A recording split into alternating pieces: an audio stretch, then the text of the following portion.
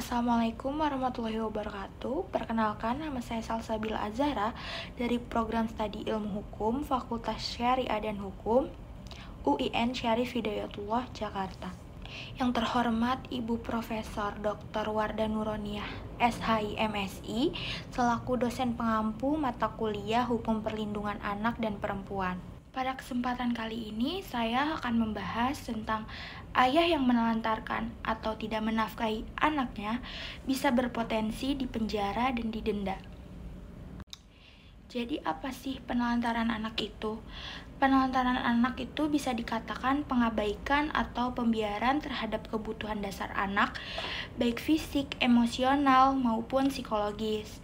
Ini bisa berupa seperti tidak memberikan makanan, pakaian, tempat tinggal, pendidikan yang layak, maupun perhatian dan kasih sayang yang dibutuhkan anak untuk tumbuh dan berkembang.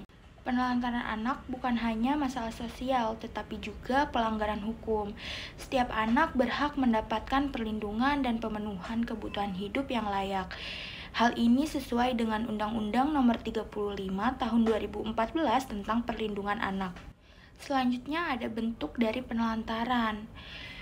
Seperti yang sudah dijelaskan tadi, bentuknya itu bisa berupa tidak memberikan makanan, pakaian, atau tempat tinggal yang layak, tidak menyekolahkan anak, tidak memberikan perhatian dan kasih sayang, dan membiarkan anak sakit tanpa pengobatan.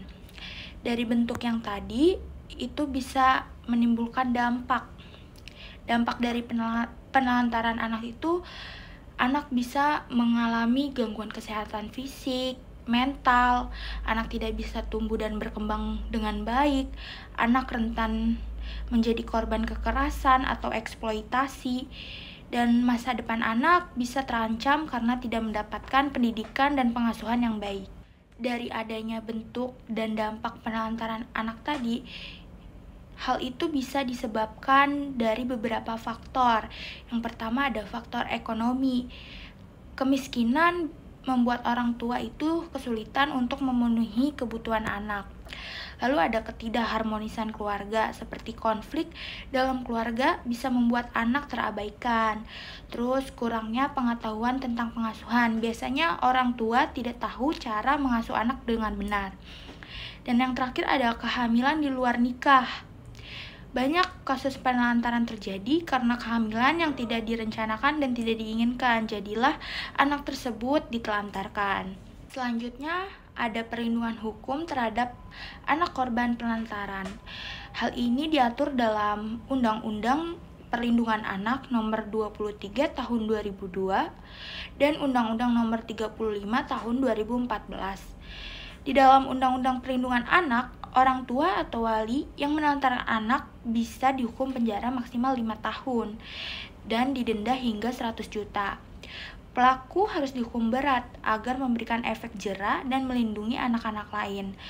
Anak korban dari penelantaran harus mendapatkan perlindungan khusus seperti pengobatan, rehabilitasi fisik dan psikis, serta pendampingan psikososial sampai pulih. Selanjutnya ada peran masyarakat dan pemerintah. Di sini masyarakat harus aktif untuk mengawasi dan melaporkan jika melihat adanya tanda-tanda penelantaran anak di lingkungan sekitar.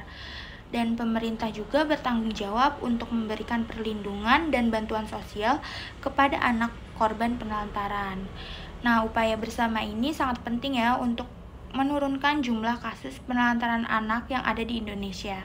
Jadi kesimpulannya, penelantaran anak ini pelanggaran hukum dan hak asasi manusia.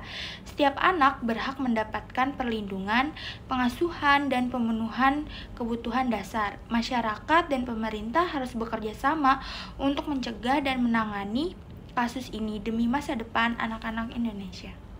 Sekian dari saya, semoga bermanfaat untuk kita semua. Kurang lebihnya mohon maaf. Wassalamualaikum warahmatullahi wabarakatuh.